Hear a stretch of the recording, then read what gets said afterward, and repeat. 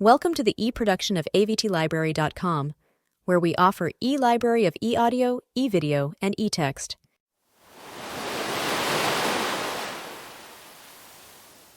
World War II, D-Day, The Inferno in the Wee Hours, June 6, 1944.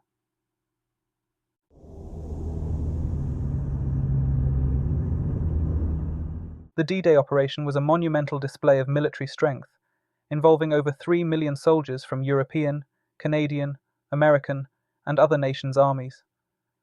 This event marked the largest assembly of troops at one location in human history and represented the most extensive amphibious invasion ever recorded.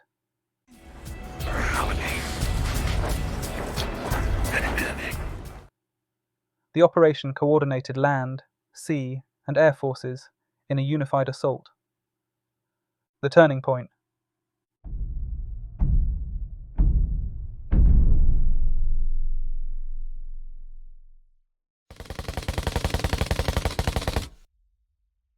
The attack began in the pre-dawn hours at Normandy, on the northern beaches of France.